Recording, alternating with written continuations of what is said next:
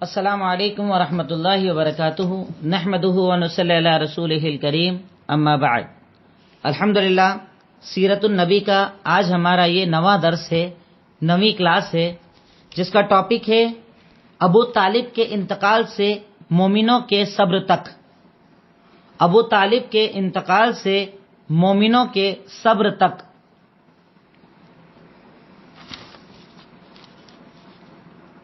جیسا کہ میں نے آپ کو بتایا تھا پچھلے درس کے اندر کہ نبوت کا 7واں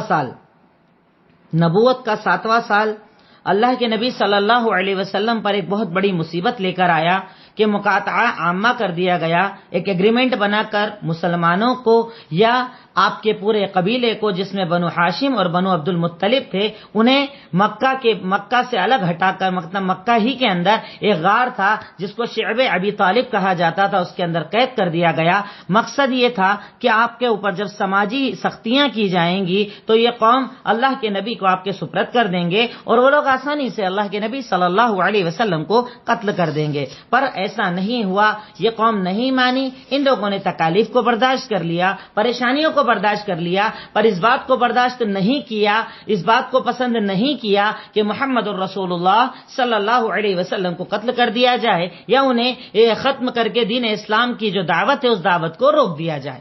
بہرکیف اس ذریعے سے یہ معاملہ چلتا ہے۔ 3 سال بعد نبوت کے 10ویں سال کے اندر کچھ لوگوں کی کوششوں سے مقاطعہ عامہ کا خاتمہ ہوتا ہے اور اس ذریعے سے مومنین دوبارہ باہر مکہ کے اندر اپنا کام کرنا شروع کرتے ہیں۔ ایک آخری کوشش 13واں طریقہ جو کفار مکہ نے اپنایا، میں نے آپ کو حالانکہ یہ طریقہ اس سے پہلے بتایا ہے کہ یہ لوگ کئی مرتبہ آئے اور ابو طالب سے الگ الگ موقعوں پر بات چیت کی تھی، پر آخری بات چیت جو یہ لوگ ابو طالب سے کرنے کے لیے آئے، آخری ان کا وفد جو آیا یعنی 10واں نبوی سال، 10واں جوڑ لیں، اور اگر آپ کی عمر لکھنا ہے تو 50 سال، یعنی آپ صلی اللہ علیہ وسلم جب 50 سال کے ہو چکے تھے، آخری مرتبہ قریش کا ایک وفد اللہ کے نبی صلی اللہ علیہ وسلم سے بات چیت کرنے کے لیے آتا ہے، کیونکہ ان لوگوں نے ہر طریقہ اپنا کر دیکھ لیا، مقاطعہ عامہ کر کے دیکھ لیا، بھوک پیاس دے کر دیکھ لی، صحابہ کو شہید کر کے دیکھ لیا، مار پیٹ کر دیکھ لیا، الٹے سیدھے سوال کر کے دیکھ لیے، قتل کا ارادہ کر کے دیکھ لیا، یہودیوں سے سوالات لا کر دیکھ لیے، کہیں بھی جب کامیابی نہیں ملی تو انہوں نے سوچا ایک آخری بار بات کر کے دیکھتے ہیں، کیونکہ ان کے لیے سب سے بڑا پرابلم ہی ابو طالب تھے۔ ابو طالب جب تک سامنے تھے ان کی ہمت نہیں تھی کہ اللہ کے نبی کے خلاف کوئی بڑا کام کر سکیں، کیونکہ ابو طالب کا اپنا ایک مقام تھا، مرتبہ تھا، پورا عرب ان کی بات سنتا تھا، تو بہت ڈرتے تھے کہ کہیں ایسا نہ ہو کہ اگر ہم ان کے سامنے کوئی عمل کریں گے، محمد الرسول اللہ صلی اللہ علیہ وسلم کے خلاف کوئی عمل کریں گے تو ابو طالب ہم کو روک دیں گے، اور اگر ہم عمل کریں گے اور ابو طالب ناراض ہو گئے تو پورا عرب ہم سے ناراض ہو جائے گا، تو اس لیے یہ لوگ ان کا انتظار کیا کرتے تھے۔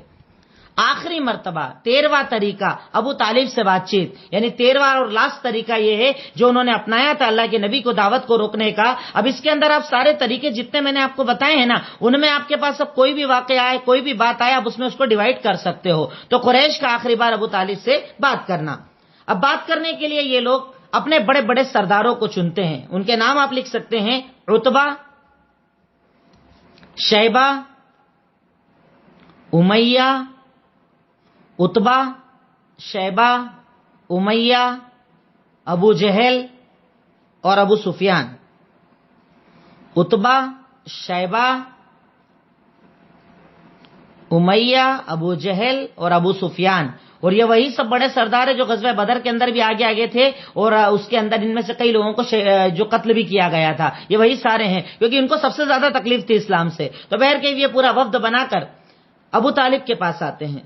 ابو طالب کے پاس آ کر بات کرتے ہیں کہ دیکھو ہم سب کر کے دیکھ چکے، تم نے اتنی پریشانیوں کو بھی اٹھا لیا، تمہارا مقاطعہ عامہ کر دیا، کہ تقریباً 25 لوگ تھے، یہ 25 لوگ تھے جو اللہ کے نبی کے تعلق سے ابو طالب سے بات کرنے آئے تھے کہ تم سب جانتے ہو، سمجھتے ہو، تم خود ان کے دین کو نہیں مانتے ہو، وہ غلط دین کی طرف آپ کو دعوت دے رہے ہیں، غلط چیز کی طرف بلا رہے ہیں، پھر بھی آپ ان کا ساتھ دے رہے ہو، تو اب آپ ہمارے بیچ سے ہٹو، ہمیں بات کرنے دو، انہیں سمجھا دو، کیا چاہ رہے ہیں ان سے پوچھ لو، ان کی ڈیمانڈ پوچھ لو۔ جو ہم نے ڈیمانڈ بھی ان کے سامنے رکھ دی کہ چلو یہی آفر ہم تم کو دے دیتے، پر وہ کچھ ماننے کو ہی تیار نہیں ہے، تو اب تم ان سے ایک مرتبہ اور آخری بار بات کر کے دیکھ لو، ہو سکتا ہے وہ تمہاری بات مان جائیں، ہو سکتا ہے وہ تمہاری بات کی قدر کر لیں، تو ایک بار اور بات کر دیکھ لو۔ ابو طالب محمد الرسول اللہ صلی اللہ علیہ وسلم کو بلاتے ہیں کہ آؤ اے محمد، دیکھو یہ قبیلے والے تم سے کیا بات کرنے کے لیے آئے ہیں۔ اللہ کے نبی نے کہا کیا بولو، بولنا کیا چاہتے ہو؟ اب ایک چیز اللہ کے نبی صلی اللہ علیہ وسلم کی عادت دیکھیے گا کہ کبھی بھی آپ آگے رہ کر نہیں بولتے تھے، اگر کوئی میٹنگ ہوتی، کوئی بات چیت ہوتی تو ہمیشہ پہلے سامنے والے کو بولنے دیتے تھے۔ ویسے ہی آپ حضرت موسیٰ علیہ الصلوۃ والسلام کا اگر واقعہ پڑھیں گے تو اس کے اندر بھی حضرت موسیٰ کو جب جادوگروں کے سامنے بلایا گیا نا تو انہوں نے پہلے اپنا جو معجزہ تھا وہ نہیں دکھایا، پہلے کیا بولا کہ جو تمہارے پاس ہے وہ دکھاؤ، یعنی تم اپنی بات رکھو۔ تو آج جب بات چیت کہیں پر آپ کی چل رہی ہو، کہیں بحث چل رہی ہو، کہیں مناظرہ چل رہا ہو تو کوشش کرنا چاہیے کہ سامنے والے کو پہلے بولنے کا موقع دے تاکہ آپ سمجھ سکیں، تاکہ آپ باتوں کی گہرائی تک جا سکیں، جواب اپنے دل دماغ میں تیار کر سکیں۔ تو ہمیشہ کوشش کرنا چاہیے کہ سامنے والے کو پہلے آپ بولنے کا موقع دیجیے۔ حضرت محمد صلی اللہ علیہ وسلم نے کہا ٹھیک ہے تم کیا بولنا چاہتے ہو بولو۔ اب انہوں نے اپنی ساری بات رکھ دی، ایسا مسئلہ ہے، ایسا مسئلہ ہے، تم کر رہے ہو، غلط کر رہے ہو۔ اور انہی ڈیمانڈز میں سے بعض مورخین نے پہلے اور بعض نے اس بات چیت کے اندر کہا ہے کہ ان لوگوں نے یہ تک کہا تھا آپ کو آ کر کہ ایسا کرو، چلو سال بھر تم ہمارے معبود کی عبادت کرو، تم جو ہے مطلب اپنے رب کی عبادت کرو اور سال میں ایک مرتبہ ہمارے معبود کی کر لینا، ہم تمہارے معبود کی کر لیں گے۔ یعنی کہیں نہ کہیں ملنے کا راستہ ہم لوگ نکال لیتے ہیں، کہیں نہ کہیں آپسی جھگڑے کو ختم کرنے کا راستہ نکال لیتے ہیں کہ نہ تم ہمارے معبود کی تم ایک بار کر لیا کرنا، ایک بار ہم تمہارے معبود کی کر لیں گے۔ تو اللہ نے سورہ کافرون نازل کر دی کہ نہیں ایسا نہیں ہو سکتا، لکم دینکم ولی دین، میں شرک نہیں کر سکتا، کفر نہیں کر سکتا، تمہارے لیے تمہارا دین، ہمارے لیے ہمارا دین۔ یعنی دین کے معاملے میں کمپرومائز نہیں ہوگا، توحید کے معاملے میں کمپرومائز نہیں ہوگا۔ ہر چیز میں کمپرومائز چل سکتا ہے پر توحید کے اندر کمپرومائز نہیں چل سکتا ہے، چاہے کرنے والے کتنے ہی بڑے کیوں نہ لوگ ہو، خاندان کے لوگ ہو، چاچا ہو، ابا ہو، امی ہو، کوئی بھی ہو، توحید کے معاملے میں اسلام میں کمپرومائز نہیں چلتا۔ شرک کے ساتھ آپ کسی کے ساتھ نہیں رہ سکتے، کفر کے ساتھ نہیں رہ سکتے، شرک اور کفر پر کبھی بھی کمپرومائز نہیں ہوتا ہے۔ ابھی اللہ کے نبی نے کہا بولو کیا بولنا چاہتے ہو؟ انہوں نے بولا کہ تم نے یہ غلط کام کر دیا ہے، تم جو دعوت دے رہے ہو اس سے نقصان ہو رہا ہے، لوگ آپس میں دور ہو رہے ہیں، تعلقات خراب ہو رہے ہیں، ایسا مت کرو۔ تو کہا ایسا کرو میں تم کو ایک کلمہ بتاتا ہوں وہ پڑھ لو، عرب اور عجم پر تمہاری حکومت ہو جائے گی، یعنی دنیا تمہاری ہو جائے گی۔ کیوں؟ کیونکہ یہ جتنے سامنے بیٹھے تھے نا یہ حکومت کے طلبگار تھے، پیسہ اور اسٹیٹس ان کو زیادہ نظر آتا تھا۔ دیکھیے اللہ کے نبی صلی اللہ علیہ وسلم جب بات چیت کرتے تھے نا آدمی کو دیکھ کر بات چیت کیا کرتے تھے، ہم لوگ ایسا نہیں کرتے، ہم سب کو ایک ہی لکڑی سے ہانکتے ہیں، سب سے ایک ہی انداز میں بات کرتے ہیں۔ ارے سمجھدار سے سمجھداری والی بات کرو، جاہل سے تھوڑا ایسی لینگویج میں بات کرو جس کو وہ سمجھ سکے۔ آپ گاڑی اردو میں تقریر کر رہے ہو، سننے والے سارے عام لوگ ہیں جن کو ہندی آتی ہے، کیا فائدہ آپ کی تقریر کا؟ اللہ کے نبی صلی اللہ علیہ وسلم کی عادت تھی کہ آپ سامنے والے کو دیکھ کر بات کیا کرتے تھے، اس کے انٹرسٹ کے حساب سے بات کیا کرتے تھے تاکہ بات سمجھنا اس کے لیے آسان ہو جائے۔ اب آپ نے کہا کہ تم کو میں کلمہ بتاتا ہوں، آپ نے یہ نہیں بولا جنت مل جائے گی، کیونکہ جنت بعد میں دیکھیں گے، پہلے ان کو دنیا چاہیے۔ تو آپ نے کیا کہا ایک کلمہ ایسا بتاتا ہوں اگر اس پر عمل کر لو گے عرب اور عجم ساری حکومت تمہارے ہاتھ کے اندر آ جائے گی۔ اچھا بولو کیا کلمہ بولنا ہے، کیا بولنا پڑے گا؟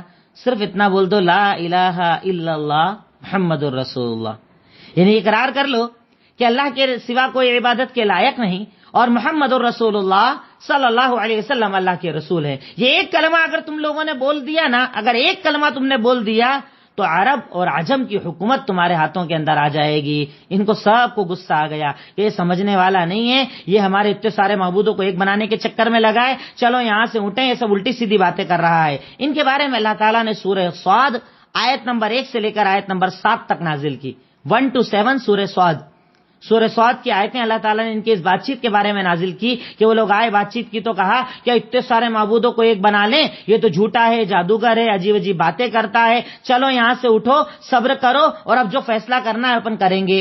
یہ بول کر یہ مجلس بھی ختم ہو جاتی ہے اور ان کے تقریباً یہ 13 طریقے جو انہوں نے اللہ کے نبی صلی اللہ علیہ وسلم کی دعوت کو روکنے کے لیے استعمال کیے تھے تقریباً وہ سارے پورے ہو جاتے ہیں۔ اب اس کے بعد اللہ کے نبی صلی اللہ علیہ وسلم پر ایک ساتھ غم کے 2 پہاڑ ٹوٹتے ہیں۔ آپ کے 2 سب سے مضبوط سہارے کہ جنہوں نے ہمیشہ آپ کا سپورٹ کیا، ہمیشہ آپ کا ساتھ دیا، ہر مشکل میں آپ کے ساتھ کھڑے رہے، اللہ رب العالمین کی طرف سے فیصلہ ہوتا ہے، نبوت کا 10واں سال، آپ کی عمر 50 سال، اچانک اللہ تعالیٰ کا ایک فیصلہ ہوتا ہے اور صرف 2 مہینے کی گیپ پر پہلے ابو طالب اور ان کے بعد حضرت خدیجہ کا انتقال ہو جاتا ہے۔ میں دونوں کے الگ الگ وفات کا ذکر بھی آپ کے سامنے کرتا ہوں تاکہ بات لکھنے اور سمجھنے میں آپ کے سامنے کلیئر رہے کہ سب سے پہلے اللہ رب العالمین کے حکم سے رجب کے مہینے کے اندر ابو طالب کا انتقال ہوتا ہے، نبوت کا 10واں سال، اللہ کے نبی کی 50 سال عمر۔ مجلس لگی ہے، ابو طالب بالکل موت کے وقت کے قریب آ چکے ہیں، وہ بستر پر ہیں، اور وہیں پاس میں ابو جہل اور کفار کے کچھ بڑے بڑے سردار بیٹھے تھے جو ان کی عیادت کرنے آئے ہوں گے، وہ سب وہاں پر بیٹھے تھے۔ اللہ کے نبی صلی اللہ علیہ وسلم کو اطلاع ہوتی ہے کہ آپ کے چاچا کی طبیعت بہت زیادہ بڑھ چکی ہے، بہت زیادہ طبیعت خراب ہو چکی ہے، اب لگ رہا ہے کہ ان کا انتقال یا ان کی موت کا وقت قریب آ گیا ہے، ملاقات کر لیجئے۔ ادھر یہ سب بیٹھے ہیں کمرے کے اندر، بات چیت چل رہی ہے، عیادت کرنے آئے ہیں، ادھر اللہ کے نبی صلی اللہ علیہ وسلم کمرے کے اندر داخل ہوتے ہیں۔ داخل ہو کر پہلے کفار کی طرف دیکھتے ہیں، کفار کو دیکھنے کے بعد یہ جو بڑے بڑے سردار بیٹھے تھے اپنے چاچا کو دیکھتے ہیں۔ چاچا سے بہت زیادہ محبت تھی، کیونکہ چاچا نے بچپن سے سنبھالا، اسلام کے بعد تقریباً 40 سال سے لے کر 50 سال یعنی 10 سال تک آپ کا سپورٹ کیا، کافر ہونے کے باوجود، اسلام پر نہ ہونے کے باوجود ہر قدم پر آپ کے ساتھ کھڑے رہے، یہاں تک کہ 3 سال شعب ابی طالب کے اندر آپ کے ساتھ قید بھی رہے اور بھوک پیاس کو بھی برداشت کر لیا تھا۔ بڑا درد تھا انہیں کہ میرا چاچا مسلمان نہیں ہوا، میرے چاچا نے اسلام کو نہیں سمجھا۔ صحیح بخاری حدیث نمبر 3884 یا 3884،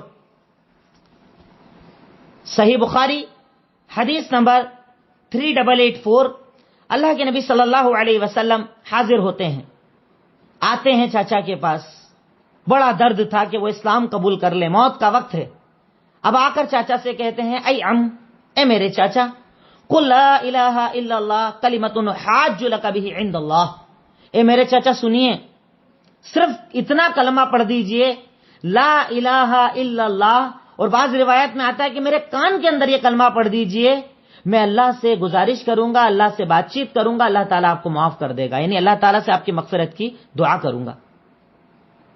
چاچا نے پہلے آپ کو دیکھا، پھر اپنے بھائیوں کو، اپنے بھتیجوں کو، رشتہ داروں کو دیکھا جو وہاں پر بیٹھے تھے۔ ابو جہل نے کہا، کیا مرتے وقت یا ابا طالب، کیا انتقال کے وقت اترغبوا عن ملت عبد المطلب، باپ کے دین سے پھر جائے گا، عبد المطلب کا دین چھوڑ دے گا، مرتے وقت چھوڑ دے گا، ایسا تو کرے گا کیا؟ ایسا ہو سکتا ہے کیا؟ یعنی عار دلائی، شرم دلائی، اسٹیٹس، رتبہ یاد دلایا کہ تیرا رتبہ دیکھ، تیرا مقام دیکھ، تیرا مرتبہ دیکھ، کیا مرتے وقت اس حالت کے اندر تو اپنے باپ دادا کے دین کو چھوڑ دے گا، اتنا غلط کام کرے گا؟ اب ہو سکتا ہے ان کے دل میں کبھی ارادہ رہا بھی ہو، پر ابو جہل کے بولنے کی وجہ سے وہ ارادہ بھی ختم، نہیں بولے۔ اب اللہ کے نبی کہتے ہیں، چلیے ٹھیک ہے، آپ نہیں بول رہے ہو نا، تب بھی میں آپ کی مغفرت کی دعا کروں گا، یعنی آپ شرک پر ہو پر میں آپ کی مغفرت کی دعا کروں گا، کیونکہ جب تک اللہ کے نبی کو اللہ تعالیٰ نے یہ حکم دیا نہیں تھا کہ مشرک اگر مر جائے، کفر پر اگر مر جائے تو اس کا حکم کیا ہوتا ہے، آپ نے کہا میں اللہ تعالیٰ سے آپ کی مغفرت کی دعا کروں گا چاچا۔ اللہ تعالیٰ نے آیت نازل کی، سورہ توبہ آیت نمبر 113، سورہ توبہ آیت نمبر 113 کہ مشرک کے لیے، کافر کے لیے مغفرت کی دعا نہیں کی جا سکتی۔ ٹاپک لکھ لیجئے گا کہ مشرک اور کافر کے لیے مغفرت کی دعا نہیں کی جا سکتی۔ سورہ توبہ آیت نمبر 113، اللہ تعالیٰ نے ارشاد فرمایا، ما کان للنبی والذین آمنوا یستغفروا للمشرکین ولو کانوا اولی قربی من بعد ما تبین لهم انہم اصحاب الجحیم، کہ کسی نبی کے لیے یہ جائز نہیں، مومنوں کے لیے یہ جائز نہیں کہ اگر کسی کا انتقال شرک پر ہوا ہے، کفر پر ہوا ہے، وہ شرک اور کفر کے اوپر ہے، تو آپ اس کی مغفرت کی دعا کریں، چاہے وہ قریبی رشتہ دار کیوں نہ ہو، کیونکہ اس نے اپنے آپ کو جہنمی بنا لیا ہے، جہنمی کنفرم ہو گیا ہے، کیونکہ اس کا انتقال شرک پر ہو رہا ہے۔ تو اگر کسی کا انتقال شرک پر ہو تو آپ اس کی مغفرت کی دعا نہیں کر سکتے ہیں۔ اور جب اللہ کے نبی نے کہا کہ کان میں کلمہ پڑھ دو نا، کان میں بول دو نا، تب اللہ تعالیٰ نے دوسری آیت نازل کی، سورہ قصص آیت نمبر 56، سورہ قصص آیت نمبر 56 اللہ نے آیت نازل کی، انک لا تہدی من احببت ولکن اللہ یہدی من یشاء، اے سید المرسلین، آپ جسے چاہیں ہدایت نہیں دے سکتے، آپ کا کام پہنچانے کا ہے، ہدایت دینا نہ دینا یہ اللہ تعالیٰ کا اختیار ہے، اللہ جسے چاہتا ہے دیتا ہے، جسے نہیں چاہتا ہے نہیں دیتا ہے، یعنی آپ کو سکون و تسلی دلائی جا رہی ہے کہ آپ پریشان مت ہو، آپ چاچا کے پیچھے پریشان مت ہو، اگر وہ نہیں لا رہا نا مت لان دو، کیونکہ ہدایت تو اللہ دیتا ہے نا، اللہ کے اختیار کی چیز ہے نا، اب اللہ نے نہیں رکھی اس کے اختیار میں تو نہیں ملے گی، آپ پریشان مت ہوئیے، ٹینشن مت کیجیے، غم مت کیجیے۔ اور اس کے بعد ابو طالب کا انتقال ہو جاتا ہے، پھر بھی اللہ تعالیٰ نے آپ کے لیے اتنی آسانی کی، آپ کے دل کو دیکھ کر اتنی آسانی کی، آپ کی دعاؤں کو دیکھ کر اتنی آسانی کی کہ اللہ تعالیٰ نے آپ کے بارے میں، حضرت ابو طالب کے بارے میں صرف اتنا بتا دیا کہ جہنم کے سب سے کم عذاب میں اللہ تعالیٰ ابو طالب کو رکھے گا. یعنی ابو طالب جہنم میں تو رہیں گے پر عذاب سب سے نچلا رہے گا. اور ہمارے یہاں کچھ بیوقوف اس کو بھی سمجھ نہیں پاتے. ارے کیا ایسا پہلی بار ہوا؟ حضرت نوح کا بیٹا ان کے سامنے ڈوب گیا کفر کی حالت میں، حضرت لوط کی بیوی ان کے سامنے عذاب میں آ گئی کفر کے معاملے میں. تو کفر اگر نبی کے گھر والے بھی کر لیں تو کوئی نبی اس سے نبی کی شان میں کمی تھوڑی آ جاتی ہے، نبی کی شان کم تھوڑی ہو جاتی ہے. یہ تو شان بڑھنے والی بات ہے کہ انہوں نے زندگی بھر محنت تو کی، آخری وقت تک سکھایا اور سمجھایا. پر بعض لوگ اس کو بھی تعویل کرتے ہیں، اس کو بھی چینج کرتے ہیں کہ نہیں انہوں نے تو اسلام قبول کر لیا تھا. قرآن کی آیت موجود، حدیثیں صحیح بخاری کے اندر موجود، باقاعدہ ابو طالب کے اوپر پوری حدیثیں موجود ہیں کہ انہوں نے آخری وقت تک اسلام قبول نہیں کرا تھا. وہ جہنم میں رہیں گے پر جہنم کا سب سے کم عذاب اللہ تعالیٰ انہی کو عطا کرے گا یا انہی کو دے گا. ابو طالب کا انتقال ہو گیا، آپ ٹوٹ گئے، آپ کو فکر لاحق ہو گئی. اب حالات کیا بنیں گے؟ اور خود اللہ کے نبی صلی اللہ علیہ وسلم نے بعض مقامات پر ارشاد بھی فرمایا، سیرت ابن ہشام کے اندر ان کا یہ جملہ بھی نقل ہے کہ ما نالت منی قریش شیئا اکرہ حتی مات ابو طالب، کہ قریش کی کبھی بھی میرے ساتھ ڈائریکٹ کچھ بڑا کرنے کی کوشش نہیں ہوئی، ہمت اوقات اور طاقت نہیں ہوئی جب تک کہ ابو طالب زندہ تھے. ہاں، ابو طالب کے انتقال کے بعد انہوں نے جو بن سکتا تھا وہ میرے ساتھ کرنا شروع کر دیا. ان کا انتقال ہوا، آپ ٹینشن اور غم کے اندر آ گئے، آپ فکر کے اندر آ گئے، آپ کو بہت زیادہ ٹینشن ہو گئی، آپ کو بہت زیادہ فکر ہو گئی. آپ یہاں پر غور کیجئے، ایک چیز آپ یہاں پر یہ بھی غور کر سکتے ہیں کہ کسی کی محبت اللہ کے نبی سے، صرف محبت، اسے جنت تب تک نہیں دلائے گی جب تک کہ عمل نہ پایا جائے. یہ آپ غور کر سکتے ہیں. ابو طالب سے زیادہ محبت کرنے والے کون ہوں گے؟ ہر قدم پہ لڑنے والے، ہر قدم پر کھڑے رہنے والے، آپ کے بستر پر اپنے بچوں کو سلانے والے، ہر قسم کی محبت تھی. یہاں پر فرق آپ سمجھ لیجئے، ایک ہوتا ہے ذات سے محبت اور ایک ہوتا ہے بات سے محبت. اگر آپ کو جنت چاہیے تو آپ کو ذات سے بھی محبت کرنا پڑے گی اور بات سے بھی محبت کرنا پڑے گی. اور اگر صرف ذات سے محبت کرو گے تو اللہ تعالیٰ آپ کی مغفرت نہیں کرے گا. یہ دلیل ہے ابو طالب کا اس واقعہ، ابو طالب کا یہ معاملہ کہ ذات سے محبت تو بہت زیادہ تھی پر بات سے محبت نہیں تھی. اللہ تعالیٰ نے انجام کیا کیا؟ اور صحابہ کرام کو ذات سے بھی محبت تھی اور بات سے بھی محبت تھی کہ اللہ کے نبی جو دے دیں وہ دین، جو بتا دیں وہ دین، اس کے آگے جھکنے والے. تو اللہ نے ان کو کہا رضی اللہ عنہم ورضوا عنہ، اللہ ان سے راضی وہ اللہ سے راضی. تو یہ فرق سمجھ لیجئے گا کہ اگر کوئی صرف اعلان محبت کرتا رہے، آپ کی محبت کا اعلان کرتا رہے اور پورے سال آپ کی سنتوں کی دھجیاں بکھیرے، سنتوں پر عمل نہ کرے، آپ کے لائے ہوئے دین پر عمل نہ کرے تو وہ جنت نہیں پا سکتا. جنت پانے کے لیے آپ کی باتوں پر عمل کرنا، آپ کی باتوں سے محبت کرنا بھی لازمی ہے. اب آپ کا انتقال ہوا، آپ غم کے اندر اور فکر کے اندر ہیں. 2 مہینے صرف گزرے، شعبان اور رمضان کا مہینہ جب آیا، شوال کے مہینے کے اندر، رمضان کے مہینے کے اندر آپ کی دوسری سب سے عزیز نعمت حضرت خدیجہ کا انتقال ہو جاتا ہے صرف 2 مہینے کے بعد. ایک ہی سال، نبوت کا 10واں سال، اور ایک ساتھ آپ کے 2 چہیتے حضرت خدیجہ رضی اللہ تعالیٰ عنہ کا انتقال ہو جاتا ہے. 63 سال کی ان کی عمر تھی، 63 ایئرس تھی، 63 لکھیے گا اس کو. 63 سال کی عمر حضرت خدیجہ کی تھی. 63 سال کی عمر میں حضرت خدیجہ رضی اللہ تعالیٰ عنہ انتقال کر جاتی ہیں. 65 سال ہی صحیح ہے، اصل میں روایت آتی ہیں 63 کے تعلق سے بھی اور 65 کے تعلق سے بھی، پر صحیح روایت کے اعتبار سے 65 سال ہی ان کی عمر تھی. 65 سال کی عمر میں حضرت خدیجہ کا انتقال ہوتا ہے. یہ وہ خدیجہ تھیں کہ جنہوں نے شروع سے آپ کی مدد کی. جب شادی ہوئی تب سے آپ کی سپورٹر بنی، جب آپ نے نبوت کا دعویٰ کیا آپ کا سپورٹ کیا. اور یہی وہ خدیجہ ہے جن کے بارے میں اللہ کے نبی صلی اللہ علیہ وسلم ارشاد فرمایا کرتے تھے، آمنت بی حین کفر بی الناس، وہ مجھ پر تب ایمان لائی جب لوگوں نے میرا انکار کر دیا.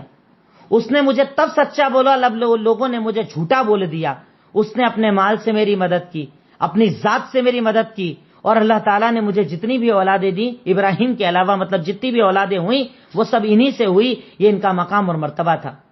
یہ وہ خدیجہ تھیں کہ جن کے بارے میں حضرت جبریل امین ایک مرتبہ وحی لے کر آتے ہیں، ایک بار وحی کرتے ہیں اور کہتے ہیں کہ اللہ تعالیٰ نے تم پر سلام بھیجا ہے. سوچئے، اللہ نے تم پر سلام بھیجا ہے. خدیجہ کا مقام تھا، اللہ نے تم پر سلام بھیجا ہے اور تمہیں جنت کے اندر ایک گھر کی بشارت دی ہے، بہترین محل کی بشارت دی ہے. صحیح بخاری کے اندر پہلی جلد صفحہ نمبر 539 کے اوپر یہ روایت، اور اگر آپ فضائل الصحابہ دیکھیں گے اس میں بھی روایت مل جائے گی، اور رحیق المختوم کے اندر بھی یہ روایت نقل ہے کہ اللہ تعالیٰ حضرت خدیجہ سے بہت راضی تھا. بہرکیف دونوں کا ایک ساتھ انتقال کرنا، دونوں کا ایک ساتھ دنیا سے رخصت ہونا، اور اسی وجہ سے اس سال کو عام الحزن بھی کہا گیا. عام الحزن، اس سال کو کہا گیا عام الحزن کیونکہ اس کے اندر آپ کے دو چہیتوں کا ایک ساتھ انتقال ہو گیا تھا، اسی لیے اس سال کو عام الحزن بھی کہا جاتا ہے. بہرکیف حضرت خدیجہ کا انتقال، اللہ کے نبی صلی اللہ علیہ وسلم کے چاچا ابو طالب کا انتقال، آپ کے اوپر بہت زیادہ فکر بڑھ گئی، آپ کے اوپر بہت زیادہ ٹینشن بڑھ گیا، تکالیف کا سلسلہ شروع ہو گیا. اسی دور کے اندر کہیں ابو جہل آپ کو پریشان کرنے لگا، کہیں کوئی پتھر مارنے لگا، کہیں کوئی گالیاں دینے لگا، الٹی سیدھی باتیں آپ کے خلاف ہونے لگی. اللہ کے نبی کہتے ہیں کہ جب تک اللہ کے نبی صلی اللہ علیہ وسلم کہتے ہیں کہ جب تک ابو طالب موجود تھے ان کی طاقت اور حیثیت نہیں تھی کہ میرے ساتھ کچھ کر سکے، پر جب ابو طالب اس دنیا سے رخصت ہوئے تو ان لوگوں نے اپنے ہاتھوں کو مجھ پر اٹھانا شروع کر دیا، مجھے گالیاں دینا، پتھر مارنا، کھل کر میرے خلاف مخالفت کرنا ساری شروع کر دی. یعنی آپ کے اوپر بہت زیادہ فکر کا، بہت زیادہ مسائلوں کا، بہت زیادہ تکالیف کا سلسلہ شروع ہو گیا. اسی دور کے اندر ایک مرتبہ ابو بکر صدیق رضی اللہ تعالیٰ عنہ حرم کے اندر موجود تھے، ان کے سامنے اللہ کے نبی کو برا کہا تو ابو بکر صدیق رضی اللہ تعالیٰ عنہ نے جب روکنا چاہا تو انہیں اتنا مارا کہ پورا چہرہ، پورا بدن غصے سے، خون سے بھر گیا، پورا بدن خون سے بھر گیا، بہت مارا. اور وہیں پر اللہ کے نبی صلی اللہ علیہ وسلم بھی موجود تھے، ان کو بھی مارنے کی کوشش کی، پر ابو بکر آپ کو بچانے میں آگے بڑھے تو انہیں بہت زیادہ مارا، یہاں تک کہ وہ بے ہوش ہو گئے. انہیں اٹھا کر گھر میں لایا گیا. جیسے ہی ہوش میں آئے پوچھا کیسے ہو ابو بکر صدیق؟ کہا نہیں میں تو اچھا ہوں، پہلے بتاؤ اللہ کے نبی کیسے ہیں. کہا تم کیسے ہو بتاؤ. کہا اللہ کے نبی کیسے وہ بتاؤ. پھر بے ہوشی طاری ہو گئی، اٹھے، کہا کھانا کھا لو، پانی پی لو. کہا مجھ پر سب اللہ کی قسم حرام ہے جب تک کہ مجھے یہ نہ پتا چل جائے کہ محمد الرسول اللہ صلی اللہ علیہ وسلم کے کیا حالات ہیں، ان کے حالات پہلے مجھے بتائیے. لے جایا گیا ان کے پاس، آپ خیریت سے تھے، آپ کو دیکھ کر سکون کی سانس لی، پر یہ کہ یہ غم کا سال آپ پر بھاری پڑنے لگا، آپ کو بہت زیادہ تکلیف ہونے لگی. اور اسی سال کے اندر اللہ کے نبی کا ایک نکاح ہوا تھا، یہی نبوت کے 10ویں سال میں، شوال کے نبوت کے 10ویں سال کے اندر، یعنی حضرت خدیجہ کے انتقال کے تقریباً 3 یا 4 مہینے کے بعد آپ نے نکاح کیا تھا حضرت سودا رضی اللہ تعالیٰ عنہ سے. حضرت سودا رضی اللہ تعالیٰ عنہ سے. یہ متوفا نہا زوجہ تھی، ان کے شوہر کا انتقال ہو چکا تھا، تو اللہ کے نبی صلی اللہ علیہ وسلم نے ان سے اسی سن کے اندر نکاح کیا تھا. کیونکہ میں ہر چیزیں دیکھیے آپ کو سال کے اعتبار سے بتا رہا ہوں تاکہ باتیں آپ کو یاد رہیں، سال کے اعتبار سے یاد رکھنے میں مشکل نہ آئے. اور حضرت خدیجہ کی فضیلت کے اندر جو حدیث میں نے آپ کو اوپر بتائی، حدیث نمبر بھی چاہیں تو آپ لکھ لیں 1791 1791 جس میں حضرت خدیجہ کی فضیلت بتائی گئی. تو حضرت سودا بنت زمعہ رضی اللہ تعالیٰ عنہ سے آپ کا نکاح ہوتا ہے. اسی سال کے اندر آپ ان سے نکاح کرتے ہیں. نکاح کرنے کے بعد آپ کی نبوت کے 10 سال یہاں پر مکمل ہوتے ہیں اور آپ کی زندگی کے 50 سال پورے یہاں پر مکمل ہوتے ہیں. صحیح بخاری حدیث نمبر 1791. اب اس کے بعد میں یہاں پر آج ایک چھوٹا سا ٹاپک آپ کے سامنے رکھنا چاہتا ہوں کہ صحابہ کرام اور مومنین اور اللہ کے نبی میں اتنا صبر کہاں سے آتا تھا؟ صبر کیوں کرتے تھے وہ؟ اتنے صبر کی طاقت ان کے پاس کہاں سے آتی تھی؟ کیسے وہ اتنے صابر تھے؟ کیسے وہ اتنا صبر کر لیا کرتے تھے؟ اس کے پیچھے ریزنز کیا تھے؟ وجہ کیا تھی؟ میرا جو اسی ٹاپک سے جڑا ہوا اگلا ٹاپک میں آپ کے سامنے رکھنا چاہتا ہوں کہ آپ یہاں پر یہ دیکھیں کہ صحابہ کرام اتنا صبر کیسے کر لیتے تھے؟ اتنا صبر کہاں سے آتا تھا ان کے اندر؟ کیا وجہ تھی اتنا صبر کرنے کی؟ مارنے پر، پیٹنے پر، گالیوں پر، شہادتوں پر، ہر قسم کی تکلیفوں پر، شہر چھوڑنا، گھر چھوڑنا. آگے تو انشاءاللہ بھی بہت سارے ٹاپک ہے جو آپ کے سامنے آئیں گے، جس میں طائف کا سفر آئے گا، پھر ہجرت کا تذکرہ آئے گا. انشاءاللہ کنٹینیو وہ ساری باتیں آپ کے سامنے چلتی رہیں گی. پر میں یہاں پر یہ چیز جاننا چاہتا ہوں آپ سے کہ آپ صرف یہ دیکھیں کہ صحابہ کرام اتنا صبر کیسے کرتے تھے. ان کے اندر اتنا صبر کہاں سے آتا تھا؟ کچھ وجوہات میں آپ کو بتاتا ہوں، جو وجوہات ہمیں بھی اپنی زندگیوں کے اندر اپنانا چاہیے، اپنی زندگیوں کے اندر ہمیں بھی تلاش کرنا چاہیے، تو شاید ہمارے اندر بھی اتنا ہی صبر آ جائے۔ سب سے پہلی وجہ تھی صبر کی، اللہ پر ایمان، اللہ پر ایمان۔ وہ ہمارا والا زبان والا ایمان نہیں، دل والا ایمان۔ دیکھیں یہاں پر میں چاہتا ہوں کہ آپ ایمان کی تعریف دیکھ لیں کہ ایمان کہتے کسے ہیں، کیونکہ ہمارے یہاں بہت سارے کنفیوز ہیں ایمان کے معاملے میں۔ ایمان کا مطلب کیا؟ بولو لا الہ الا اللہ محمد رسول اللہ، ہو گیا کام، یہ ہو گیا ایمان۔ یہ صرف ایمان کا ایک حصہ ہے۔ ایمان کسے کہتے ہیں؟ ایمان کہتے ہیں زبان سے اقرار، دل سے تصدیق اور بدن سے عمل۔ سب سے پہلے زبان سے بولنا لا الہ الا اللہ محمد الرسول اللہ، پھر دل سے سچا ماننا اس بات کو کہ ہاں ایسا نہیں صرف زبان سے میں نے بولا ہے، میرا دل بھی اس بات کا اقرار کرتا ہے، اور تیسری چیز عمل بھی کرنا کہ اگر میں نے بول دیا ہے کہ میرا رب اللہ، میں نے بول دیا میرے نبی محمد الرسول اللہ، تو ان کے ہر کام ہر بات پر مجھے اب عمل کرنا پڑے گا۔ یہ میرا ایمان ہے، اور یہ بڑھتا بھی ہے اور گھٹتا بھی ہے۔ چوتھی چیز، چار چیزوں کو ملا کر ایمان بنتا ہے، زبان سے اقرار، دل سے تصدیق، بدن سے عمل، اور یہ یقین رکھنا کہ ایمان بڑھتا بھی ہے اور گھٹتا بھی ہے۔ اس کو آپ خود محسوس کر سکتے ہیں۔ جیسے اگزامپل لینا ہو، رمضان کے اندر ہمارے ایمان کی کیفیت کیا ہوتی ہے؟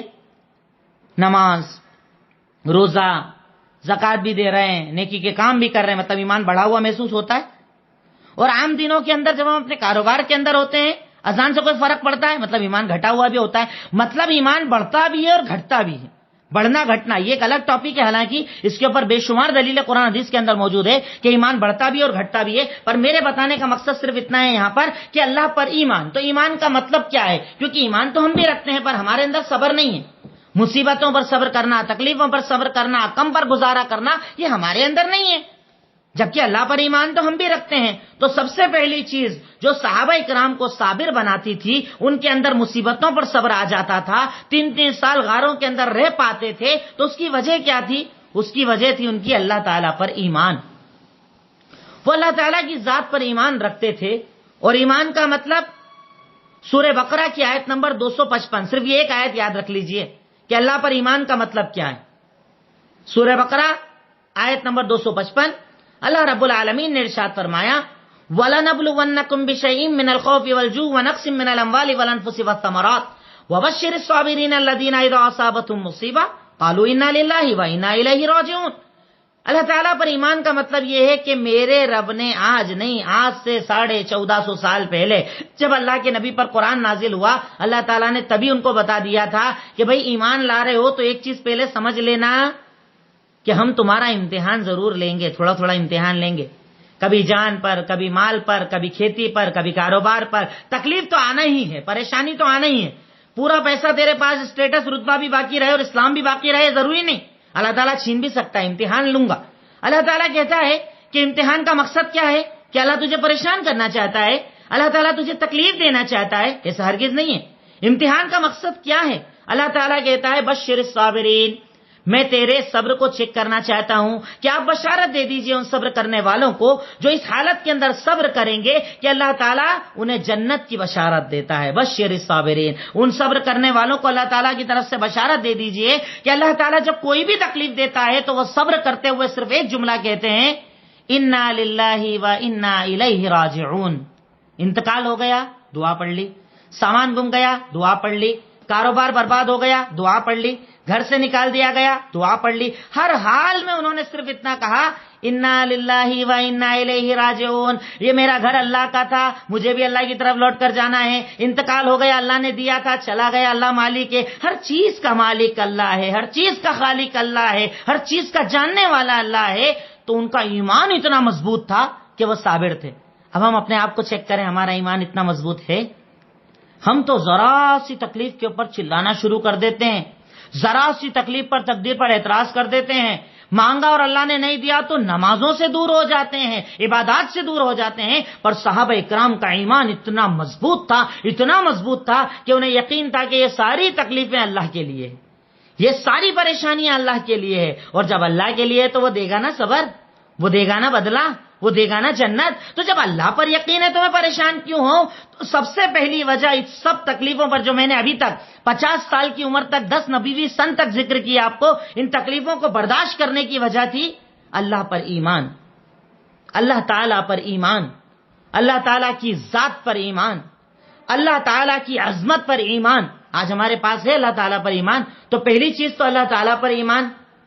دوسرا، اللہ کی عظمت کا یقین، اللہ کی عظمت کا یقین، اللہ تعالیٰ کی عظمت کا، اس کی بڑائی کا یقین. اب اس کا مطلب کیا ہوا؟ اس کا مطلب سورہ انعام آیت نمبر 18، دلیل لکھ لیجئے گا، ایک ایک دلیل بھی لکھ لیں گے تو کافی ہے. سورہ انعام آیت نمبر 18، اللہ تعالیٰ ایک چیز ارشاد فرماتا ہے، وَهُوَ الْقَاهِرُ فَوْقَ عِبَادِهِ. اللہ تعالیٰ کہتا ہے وَهُوَ الْقَاهِرُ فَوْقَ عِبَادِهِ وَهُوَ الْحَكِيمُ الْخَبِيرُ.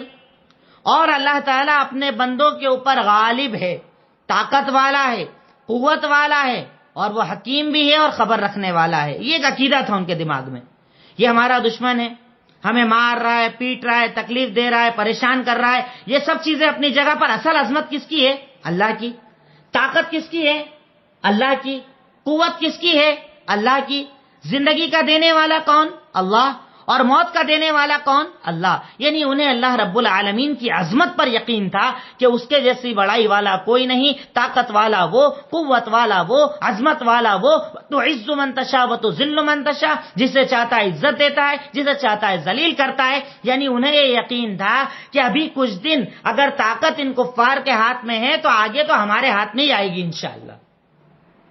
اگر ہم صبر پر ہیں، اگر ہم اللہ سے مانگنے والے ہیں، اگر ہم نبی کے طریقے پر ہیں، اگر ہم صحیح دین پر ہیں تو ابھی تکلیفیں آئیں گی، چلے گا، پر ہمیں اپنے رب کی عظمت پر اتنا یقین ہے کہ ساری دنیا بھی ہمارے ہاتھوں میں ہوں گی اور انشاءاللہ جنت بھی اللہ تعالی ہمیں عطا کرے گا. ہمیں یقین ہے، ہمیں نہیں اللہ کی عظمت پر یقین. ہم تو غیروں کے پاس بھاگتے ہیں، ہم تو غیروں سے عزت ڈھونڈنے جاتے ہیں، لوگوں کے تلوے چاٹتے ہیں، منافقت کرتے ہیں، مخبری کرتے ہیں، اپنوں کے خلاف خبریں پہنچاتے ہیں. کیوں؟ کیونکہ ہمیں لگتا ہے کہ عزت یہاں سے ملے گی، یہاں سے ملے گی، یہاں سے ملے گی. اور صحابہ کو کیا لگتا تھا؟ ساری دنیا سامنے کھڑی ہو جائے، کفار طاقت کے اندر آ جائیں، ہر طرح کی قوت لے کر آ جائیں، پر ہمیں یہ یقین ہے کہ ہمارے ساتھ ہمارا اللہ ہے، اور جب اللہ ہمارے ساتھ ہے تو دنیا کی کوئی طاقت ہمیں ذلیل و رسوا نہیں کر سکتی. تو دوسری صبر کی وجہ تھی اللہ کی عظمت پر یقین. تیسری وجہ اللہ کے نبی کا ساتھ یا آپ کی قیادت. اللہ کے نبی کا ساتھ یا آپ کی قیادت، یہ تیسری وجہ تھی صبر کرنے کی. اور یہ سب وجہ ہمارے پاس بھی ہے پر ہم سے صبر نہیں ہوتا ہے. تیسری وجہ اللہ کے نبی کا ساتھ یا آپ کی قیادت. دلیل میں آپ وہ مشہور آیت لکھ سکتے ہیں، سورہ احزاب آیت نمبر 21، کہ جس میں اللہ تعالیٰ نے ارشاد فرمایا وَلَقَدْ كَانَ لَكُمْ فِي رَسُولِ اللَّهِ أُسْوَةٌ حَسَنَةٌ. اے لوگوں، اگر تمہارے لیے کوئی زندگی آئیڈیل اور نمونہ ہے تو وہ محمد الرسول اللہ صلی اللہ علیہ وسلم کی ذات عالیہ. وہ ایک زندگی ہے جو آئیڈیل اور نمونہ ہے. ان کو اپنا آئیڈیل بنا لینا، ان کو اپنا نمونہ بنا لینا، ان کو اپنی زندگی بنا لینا، تو تمہاری زندگی میں صبر آ جائے گا. کیا ہم نے ان کی زندگی کو دیکھا؟ کیا ان کی بیوی کہتی ہیں کہ آل محمد پر کبھی ایسے بھی دن گزرے کہ 2 مہینے تک ہمارے گھروں میں چولہا نہیں جلتا تھا، ہمارے گھروں کے اندر تکلیفوں کا عالم تھا، ہمارے گھروں کے اندر پریشانیوں کا عالم تھا، ہمارے گھروں کے اندر بھکمری کا عالم تھا، کھجور کھا کر زندگی گزارنا، پانی پی کر زندگی گزارنا. وہ دیکھ رہے ہیں کہ ہمارے سامنے ہمارے نبی کو پتھر مارے جا رہے ہیں، صبر کر رہے ہیں. بددین بولا جا رہا ہے، صبر کر رہے ہیں. مجنو بولا جا رہا ہے، صبر کر رہے ہیں. مارا پیٹا جا رہا ہے، صبر کر رہے ہیں. اوجڑی ڈالی جا رہی ہے، صبر کر رہے ہیں. کیوں؟ دین کے راستے میں، دین کے لیے، اللہ تعالیٰ کے لیے، اللہ کی رضا کے لیے، جنت کے لیے. تو جب وہ اپنے آئیڈیل کو اپنے سامنے پریشان ہوتے دیکھ رہے تھے تو انہیں پھر تکلیف ہوگی کیا؟ وہ بھی صبر کرنے والے بن گئے. پر ہم نے اپنا آئیڈیل محمد الرسول اللہ صلی اللہ علیہ وسلم کو نہیں بنایا. اگر بنایا ہوتا تو ان جیسا صبر ہمارے پاس بھی آتا. وہ واقعہ جو میں آپ کو پہلے بھی اللہ کے نبی کی محبت کے اندر ذکر کر چکا ہوں، اس کو آپ چاہے تو یہاں رکھ سکتے ہیں کہ وہ قیادت کیسی تھی کہ عمر ابن خطاب کہتے ہیں کہ میں کمرے کے اندر گیا، اللہ کے نبی کے کمرے کا منظر بتاتے ہیں. کمرے میں کیا تھا؟ کھجور کے تنوں سے بنا ہوا اس کے پلر، کھجور کے پتوں سے بنائی ہوئی چھت، کچھ ٹوٹے پھوٹے برتن، کھجور کی چٹائی پر آپ لیٹے ہیں، تہمت پہن کر، اوپر کپڑا نہیں ہے. عمر دیکھتے ہیں کہ اچانک آپ نے کروٹ بدلی تو آپ کی پیٹھ پر چٹائی کا نشان پڑ گیا. آپ نے کبھی کھجور کی چٹائی دیکھی ہو تو چبھتی ہے وہ، اور اس کے نشان بدن پر بن جاتے ہیں، نشان بن گئے. عمر نے آپ کو دیکھا، انہیں رونا آ گیا، رونے لگے. آپ بیدار ہوئے. کہا عمر کیوں رو رہے ہو؟ کہا اللہ کے نبی آپ سچے ہو، آپ کو اللہ نے بھیجا ہے، دنیا کا مالک اللہ ہے، خالق اللہ ہے، جو چاہے آپ کو دے سکتا ہے، ہر چیز آپ کو دے سکتا ہے. اب اتنی تکلیف کے اندر، اور یہ قیصر و کسریٰ جھوٹے ہیں، اللہ کو نہیں مانتے، رب نہیں مانتے، خالق نہیں مانتے، مالک نہیں مانتے، دبیس قالینوں پر سوتے ہیں، محلوں کے اندر رہتے ہیں، اور آپ پریشانیوں کے اندر رہ رہے ہیں. آپ کے پاس کچھ بھی نہیں ہے، آپ سید المرسلین ہیں، آپ مقام محمود کو جانے والے ہیں، آپ کو حوض کوثر دیا ہے، آپ کو ہر مقام اور مرتبہ دیا ہے. آپ نے صرف ایک جواب دیا ہے. عمر تو اس بات سے راضی نہیں ہے کہ ان کے لیے دنیا ہے اور ہمارے لیے آخرت ہے. 4 دن کی زندگی چلے گا، جنت اس کے بعد ملے گی. جنت تو اصل ہے نا صبر کرنا. ان کو کس نے سکھایا تھا؟ اللہ کے نبی صلی اللہ علیہ وسلم. صبر کرنا سکھایا تھا. وہ زندگی ہمارے پاس بھی ہے، دلیلیں ہمارے پاس بھی ہے، قرآن حدیث ہمارے پاس بھی ہے، پر نہ ہم پڑھتے ہیں اور اپنے نبی سے محبت کرتے ہیں کہ ہمارے نبی محمد الرسول اللہ صلی اللہ علیہ وسلم نے کتنا صبر اپنی زندگی کے اندر کیا. چوتھی چیز، ذمہ داری کا احساس انہیں صابر بناتا تھا. ذمہ داری کا احساس انہیں صابر بناتا تھا. دلیل سورہ آل عمران آیت نمبر 110. اللہ تعالیٰ نے ارشاد فرمایا کنتم خیر امت اخرجت للناس تأمرون بالمعروف وتنہون عن المنکر وتؤمنون باللہ، کہ تم سب سے بہترین امت ہو جسے اللہ تعالیٰ نے اس دنیا کے اندر بھیجا ہے. اور بھیجنے کا مقصد کیا ہے؟ کہ تمہیں اٹھ کر لوگوں کو بھلائی کا حکم دینا ہے، لوگوں کو برائی سے روکنا ہے، اللہ پر ایمان رکھنا ہے. یعنی ذمہ داری اتنی بڑی دے دی گئی تھی، ذمہ داری اتنی بڑی سامنے تھی کہ اب جب ذمہ داری سامنے ہے تو پھر تکلیف کیا چیز، پریشانی کیا چیز، گالی کیا چیز، شہادت کیا چیز، مار پیٹ کیا چیز، کوئی دقت نہیں. میری ذمہ داری بہت بڑی ہے، اللہ نے مجھے بہت بڑی ذمہ داری دے کر دنیا کے اندر بھیجا ہے. ایسے ہی نہیں بولا ہے تو خیر امت ہے، ایسے ہی نہیں بولا تم سب سے اچھے ہو. اللہ تعالیٰ نے بولا ہے سب سے اچھے کب تک رہو گے؟ جب تک کہ اپنا فرض ادا کرو گے، جب تک کہ اپنا کام پورا کرو گے، جب تک کہ اپنی ذمہ داری پورا کرو گے. اگر پورا کرو گے تو اچھے رہو گے، نہیں تو کس کام کے اچھے؟ تو ان کے اندر ذمہ داری کا احساس تھا. ہمارے اندر احساس ہے؟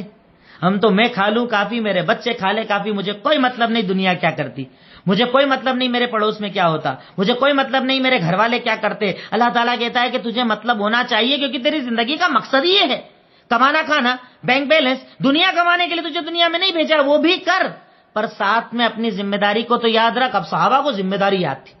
اللہ نے بولا پہنچانا مطلب پہنچانا ہے. اب جا کے دین کی بات کرتے، کوئی پتھر مارتا الحمدللہ، گالی دیتا الحمدللہ، پریشان کرتا الحمدللہ، گھر چھین لیا کوئی دقت نہیں، مال چھین لیا کوئی دقت نہیں، گھر سے باہر نکال دیا کوئی دقت نہیں. صبر اس لیے تھا کیونکہ ان کو اپنی ذمہ داری کا احساس تھا، انہیں اپنی ذمہ داری پتا تھی، اس وجہ سے وہ صبر کیا کرتے تھے.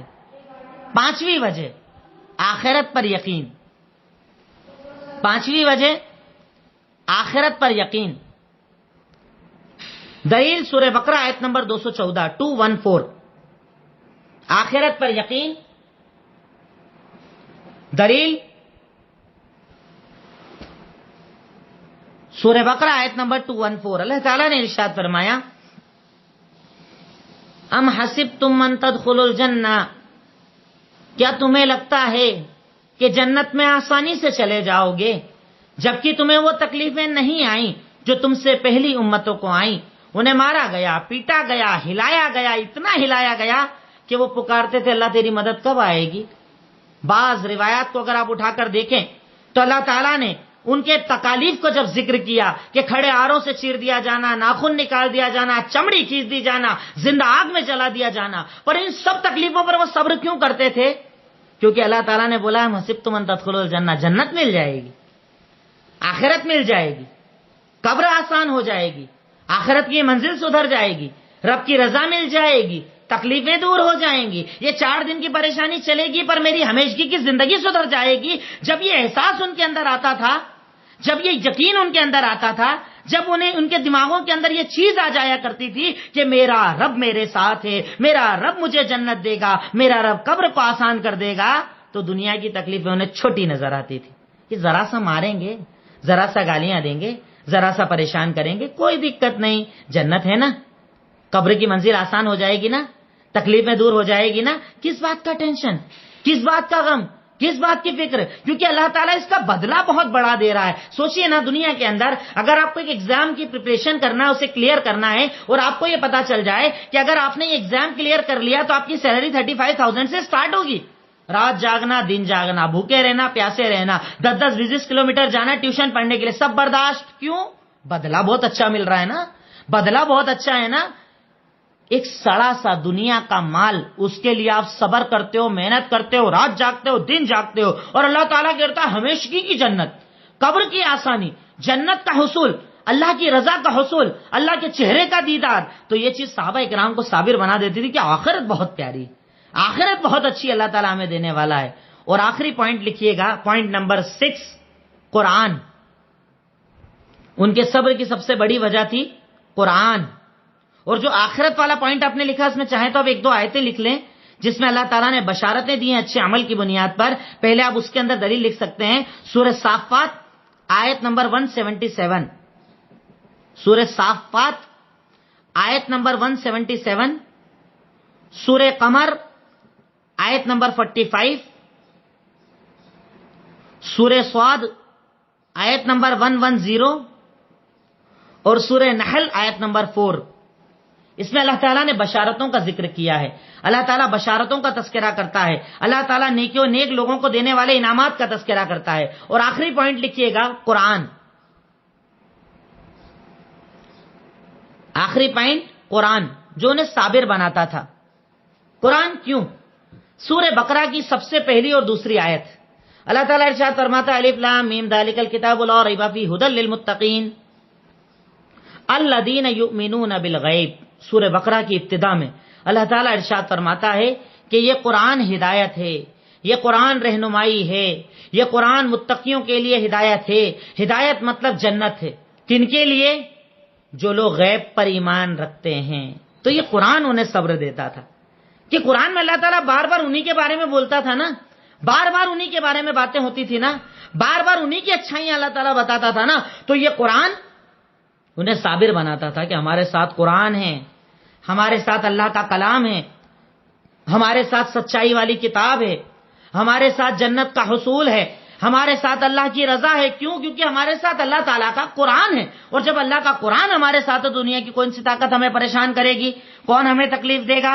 اگر یہ ہے تو اللہ تعالیٰ ہماری مدد کرے گا. اور اللہ تعالیٰ نے مدد کی، آسمان سے فرشتوں کو اتارا، جنگوں کے اندر مدد کی، عام لوگوں کی مدد کی، ہر جگہ اللہ تعالیٰ ان کے ساتھ آیا. تو یہ قرآن انہیں صابر بناتا تھا. اب آپ ایک مرتبہ پلٹ کر ذرا سا دیکھیے پیچھے، جتنے پوائنٹ میں نے بتائے یہ سارے پوائنٹ کیا ہمارے پاس ہیں؟ اللہ پر ایمان، اللہ کی عظمت پر یقین، اللہ کے نبی کی قیادت، ذمہ داری کا احساس، آخرت پر ایمان، اس میں بشارتیں، اور پھر قرآن. یہ ساری چیزیں ہمارے پاس بھی ہیں. سوچئے، صرف ایک بار غور کیجئے، کیا ہمیں فرق پڑتا ہے؟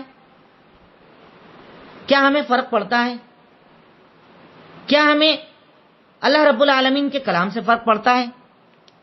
کیا ہمیں اللہ پر ایمان سے فرق پڑتا ہے؟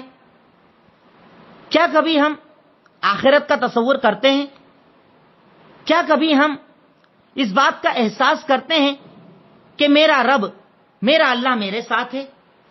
میری پریشانیاں بہت چھوٹی ہے، میری تکالیف بہت چھوٹی ہے، پر اگر اللہ انعام دینے پر آ جائے تو ان کی کوئی اوقات اور حیثیت نہیں، دشمنوں کی طاقت نہیں، پریشان کرنے والوں کی طاقت نہیں.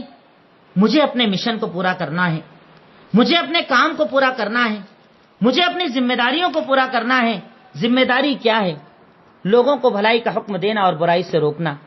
چاہے باپ ناراض ہو جائے، چاہے ماں ناراض ہو جائے، چاہے تعلقات دور ہو جائیں، چاہے پریشانیاں آ جائیں، میرا رب میرے ساتھ ہے نا.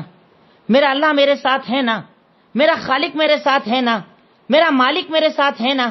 اور اگر میرا مالک میرے ساتھ ہے تو دنیا کی کون سی چیز مجھے تکلیف دے گی, کون مجھے پریشان کرے گا, کون مجھے تکالیف دے گا؟ اللہ میرے ساتھ ہے, اللہ تعالیٰ مجھے عطا کرنے والا ہے. تو اس سے ایک مومن کو صبر آ جاتا ہے, ایک مومن کی تکلیف کا خاتمہ ہو جاتا ہے. اللہ تعالیٰ اس کے لیے آسانیاں فرما دیتا ہے, اللہ تعالیٰ اس کی پریشانیوں کو دور کر دیتا ہے, اور اسے صبر کرنا آگے آ جاتا ہے, صبر کرنا آ جاتا ہے. یقیناً ہمارے لیے آسانیاں ہو جاتی ہے اگر ہم ان باتوں پر عمل کریں. اچھا ہاں, بہن نے ایک سوال کیا, سورہ صاد کی جو آیت آپ نے بتائی ہے وہ آیت نمبر 16, 17, 18, 19 ہے. عفواً معافی چاہوں گا, مجھ سے غلطی ہو گئی. آیت نمبر 11 کے بعد کی آیتیں میں نے لکھی تھی 110, میں نے آپ کو بول دیا. تو بہرحال 10 سے بعد کی آیتوں میں اللہ نے پہلے جہنم کا ذکر کیا ہے, اور اس کے بعد اللہ تعالیٰ نے نیک لوگوں کے لیے جنت کا تذکرہ کیا ہے. وہی بتانا میرا مقصد تھا. بہرکیف جو باتیں میں نے آج آپ کے سامنے رکھی, کچھ چیزیں سیرت کے تعلق سے اور صحابہ کرام کے صبر کے تعلق سے, اللہ تعالیٰ سے دعا کرتا ہوں کہ اللہ رب العالمین ہمیں کہنے سے زیادہ عمل کرنے کی توفیق عطا فرمائے. السلام علیکم ورحمۃ